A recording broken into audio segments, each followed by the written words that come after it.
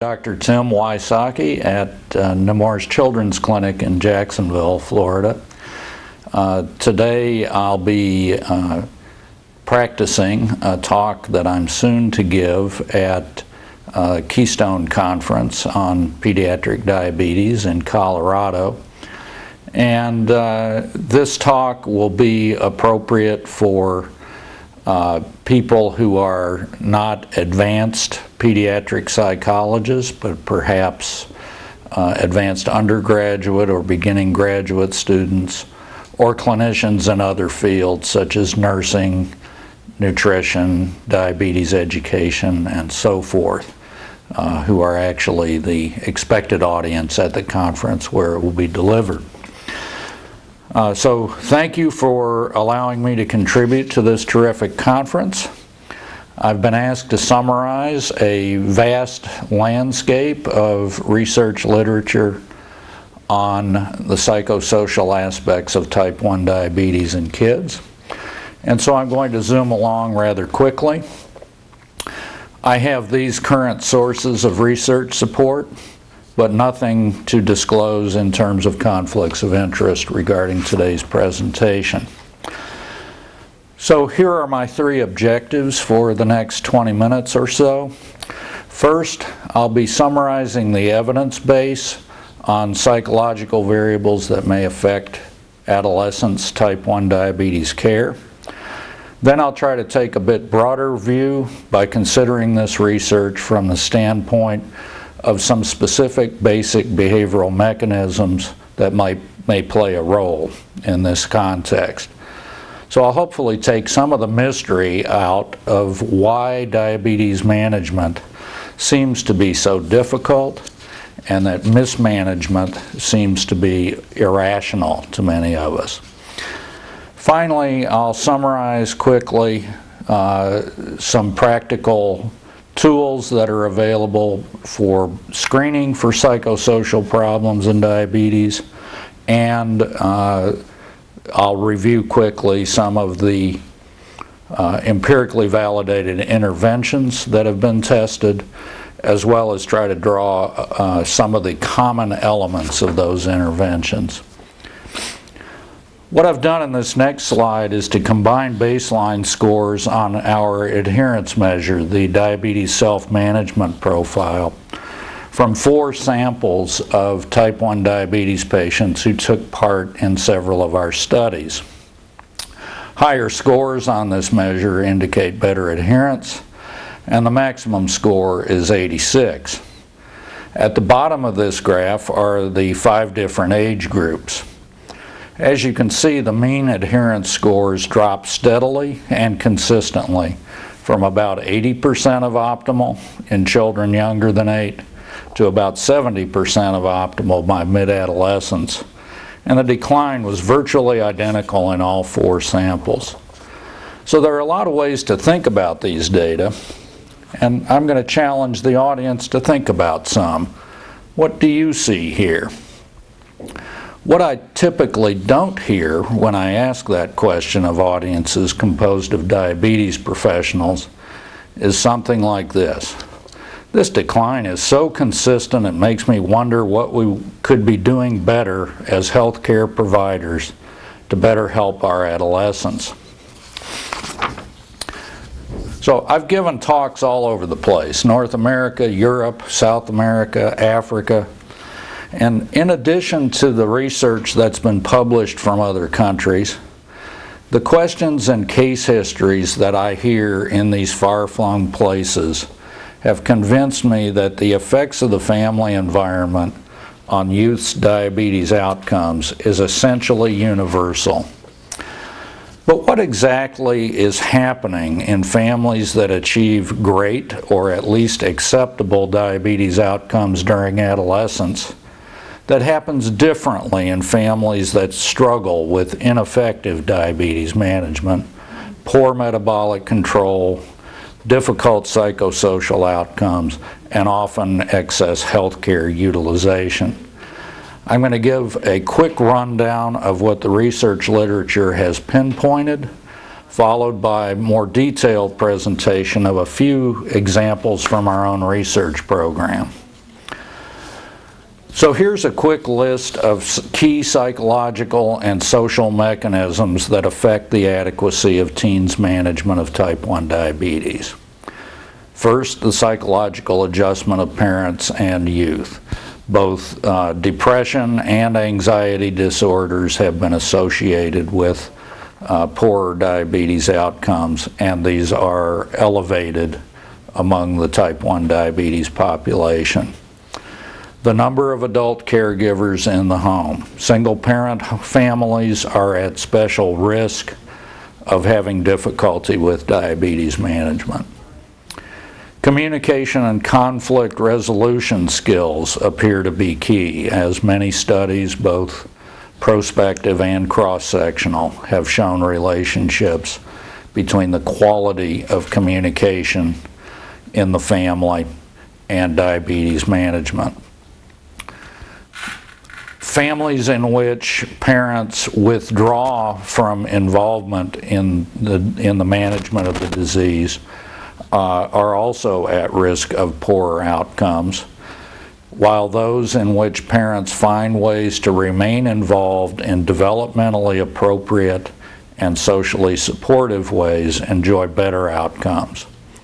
Similarly, parents who are aware of what their children are doing regarding diabetes management when they're away from the parents, those children are much more likely to achieve better outcomes. The flip side of that is that families in which adolescents feel comfortable disclosing what they do regarding diabetes management or mismanagement, again, have better outcomes. Families in which the expectations for the child's self-care responsibilities are unclear are also at risk of trouble. And then finally, as we'll see in one of the studies I'll be showing as an example, youth appear to rely quite heavily on their parents' diabetes problem-solving skills, and where those skills are weak, the youth are at risk of more difficulty with their management. So what I'm going to do now is walk you through two of our studies that we contributed that give some interesting glimpses inside that black box that I showed you earlier. The first of these was a 9-month longitudinal study of the diabetes problem-solving skills of 9 to 14-year-olds with diabetes and their parents, and how these skills were predictive of the child's hemoglobin A1C over a 9-month interval. The 114 children and 119 parents were interviewed separately at baseline using a structured interview approach in which they were faced with diabetes scenarios that posed a problematic situation for blood glucose control. For example, you've ordered your dinner at a restaurant, you've taken your insulin bolus dose prior to the meal, and the waiter comes and tells you that your meal was burned and they have to start over, so it will be 30 minutes or so before you have a chance to eat.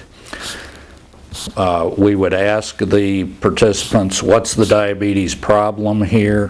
Why is it a problem? What would happen if you did nothing? What are some possible solutions? Which solution would you pick?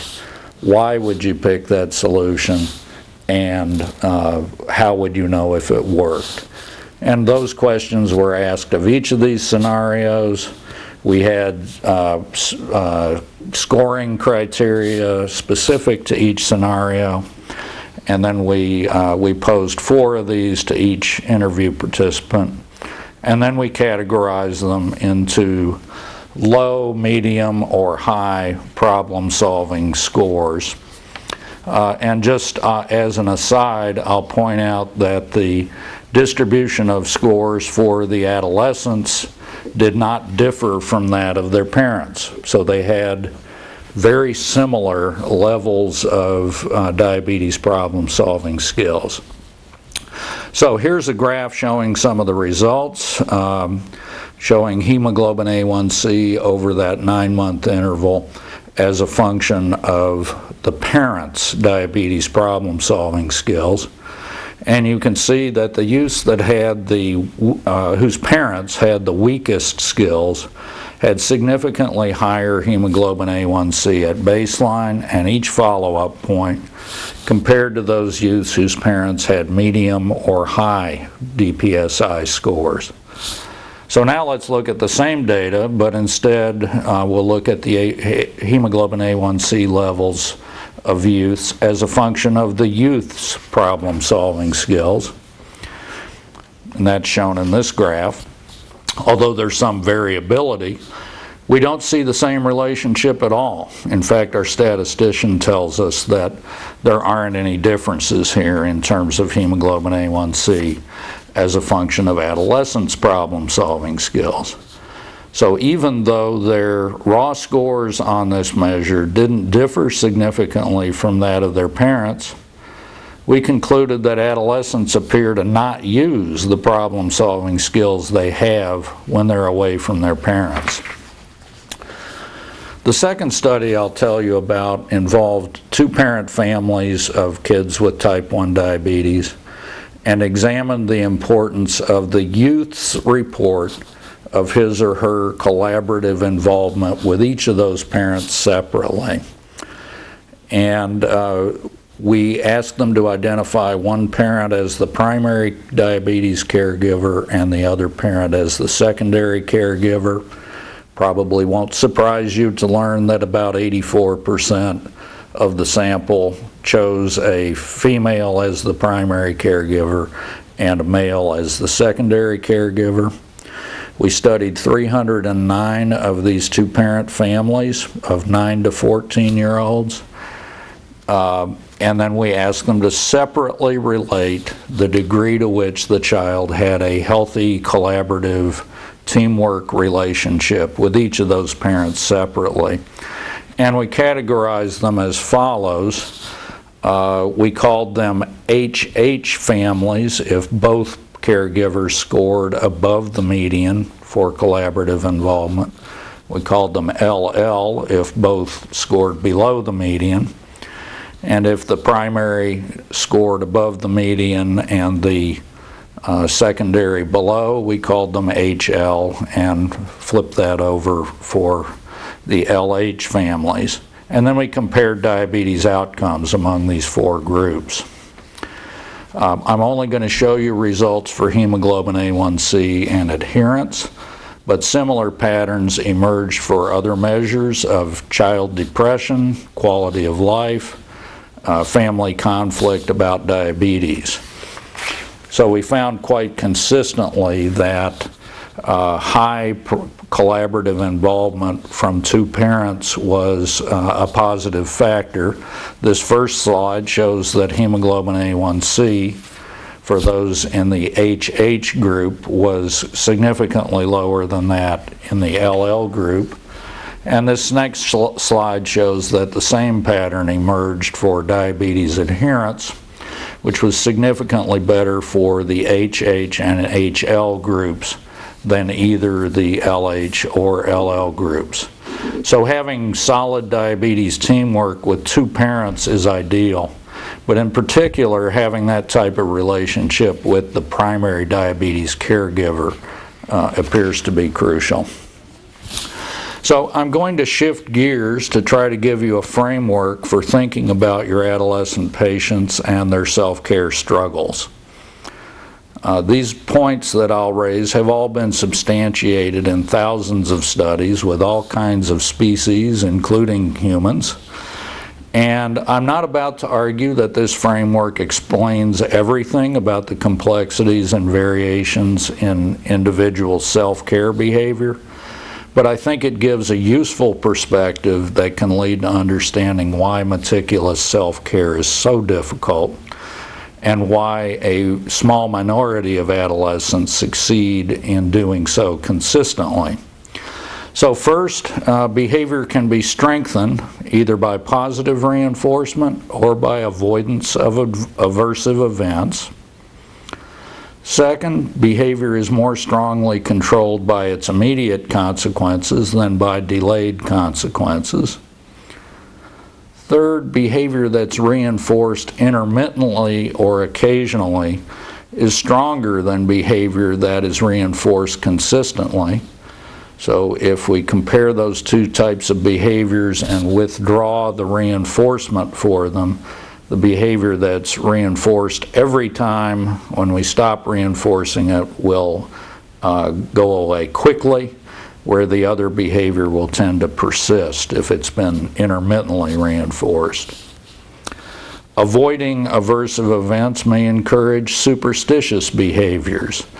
So in the case of, for example, fear of hypoglycemia, behaviors that may be seen by the patient or the mother as successfully avoiding hypoglycemia when no such relationship exists in reality may be strengthened and may persist as an example of a superstitious behavior. Finally, uncontrollable adverse events, or events that are perceived as uncontrollable, may contribute to learned helplessness, in which an individual demonstrates less effort or feels that giving effort is futile. So any behavior can have either positive or aversive unpleasant consequences. Similarly, these consequences can be either intrinsic to the behavior in question, like eating tasty food feels good, hitting your thumb with a hammer hurts, or the consequences can be extrinsic. People can praise you for being helpful or kind. People may make fun of you if you dress funny, and so on. So let's think about what this kind of analysis can reveal about some of the reasons why meticulous self-care seems to be so difficult for so many of our patients. So here are some intrinsic positive consequences of careful self-management.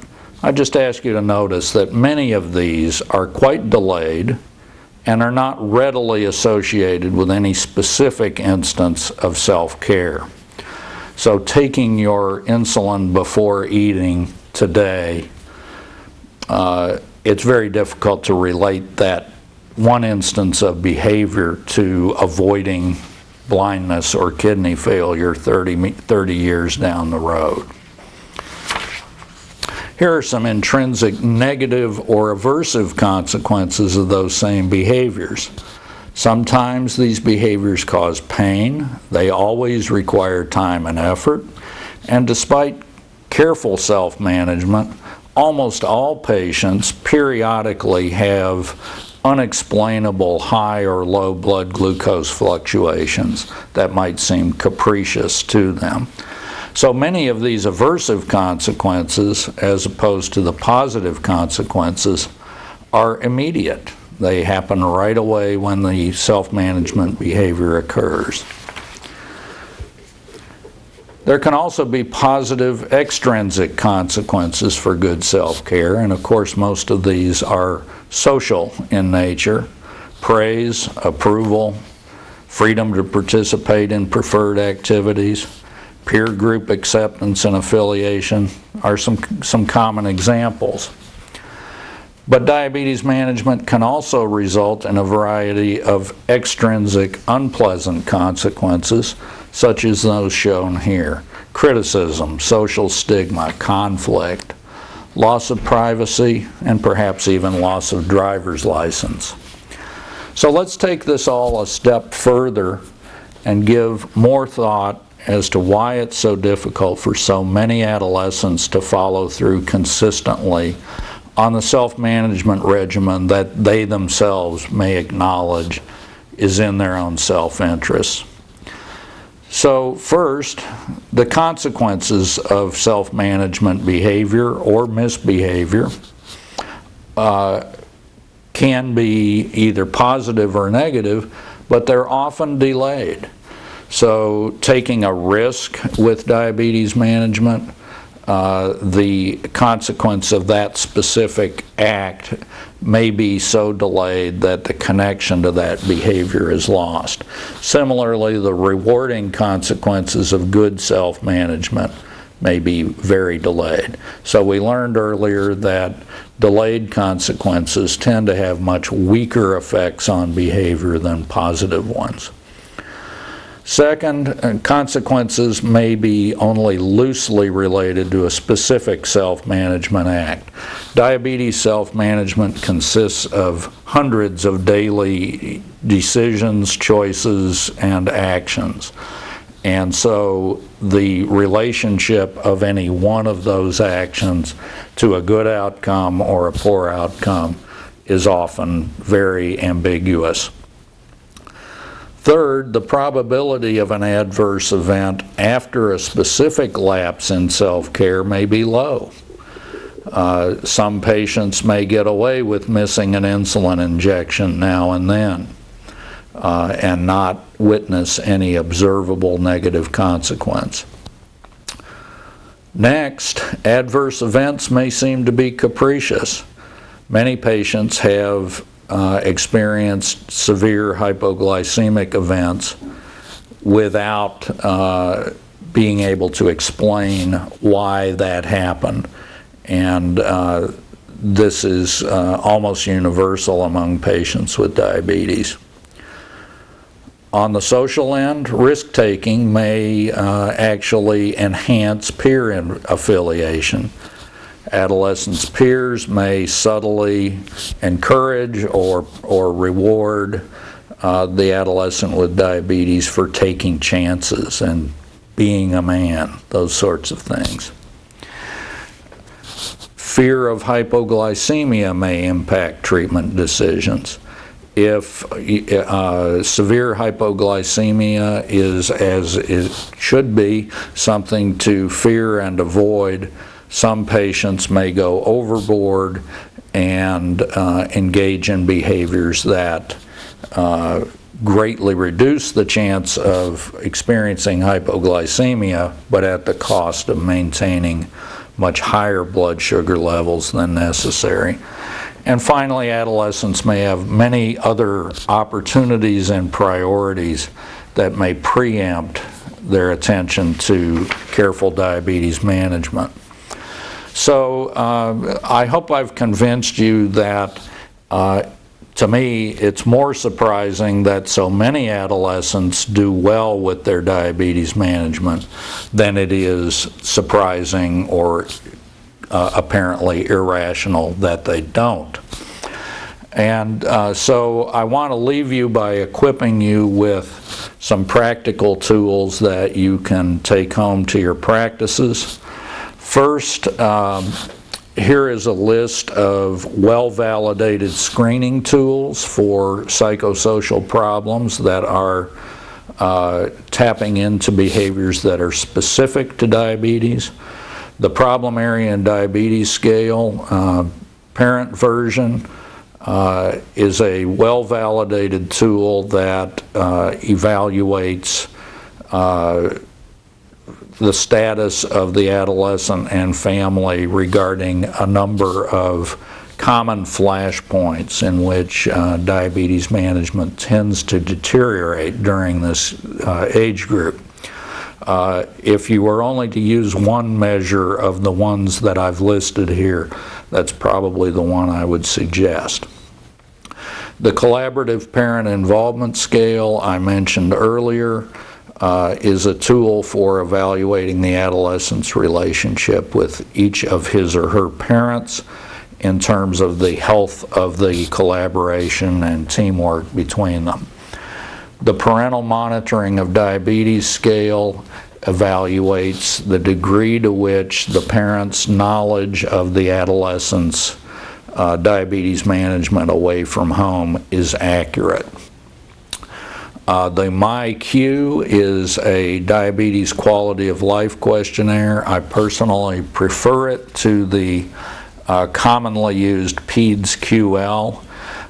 This particular measure was developed in the Dawn youth study that occurred in multiple countries, and so this tool's been validated and cross-validated in many nations, many languages.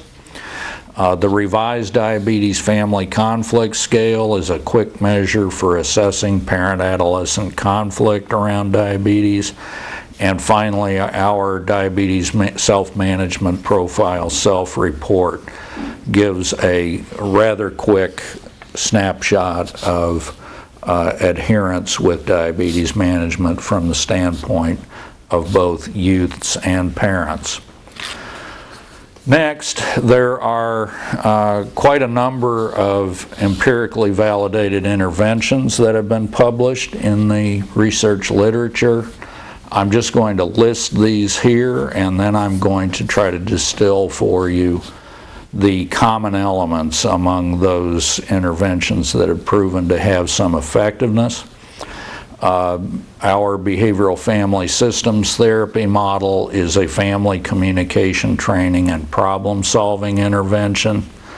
Similar to it is multi-systemic therapy, developed by Scott Hengler and his colleagues in South Carolina, but adapted and tested in the context of type 1 diabetes by Deborah Ellis and her team.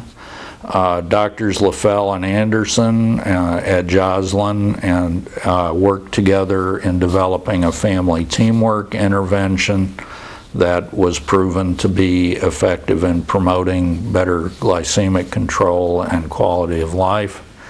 Margaret Gray has published a number of trials of her coping skills training intervention that targets adolescents as individuals.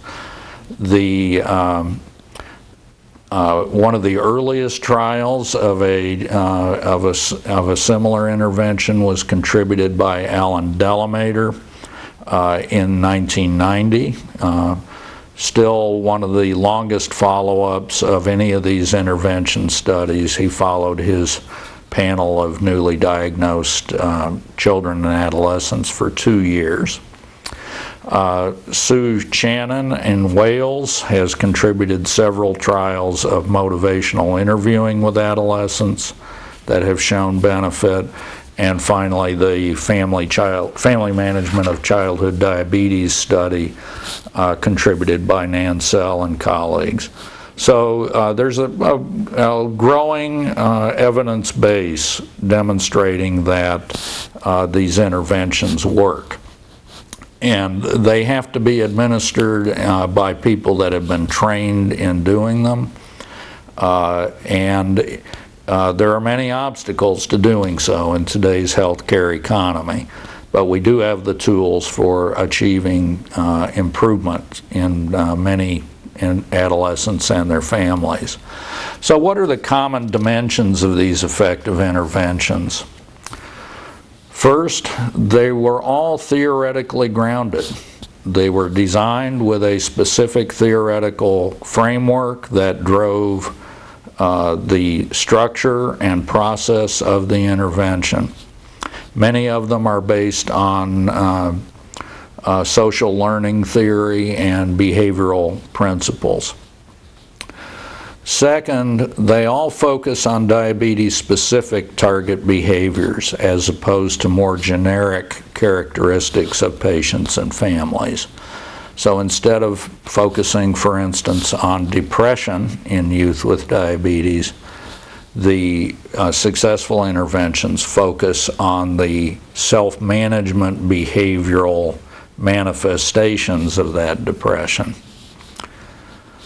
Next, all of them provide some kind of experiential learning, whether it's communication training, negotiating problematic situations between parents and adolescents, role-playing behaviors that may occur in the clinic visit,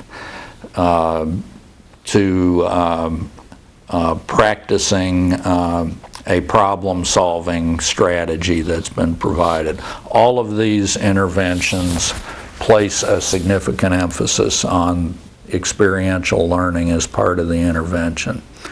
Next, they're all flexible and adaptive.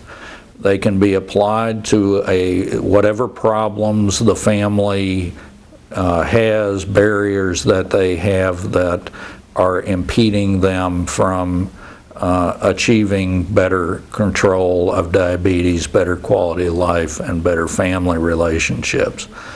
As a result of being flexible and adaptive, they tend to be sensitive to cultural diversity. So the values, the educational background, the health literacy, the race and ethnicity issues, religious issues, all of those differences and diversities among families can be incorporated into the intervention because the interventions are driven largely by the family's selection of targets. And finally, there needs to be a sustainable delivery system. And that's perhaps the greatest barrier to rolling these out into routine care for youngsters with diabetes. So I'm going to stop there and entertain any comments or questions that you might have. Thank you very much for your attention, and I hope you benefited from this summary. Thank you very much.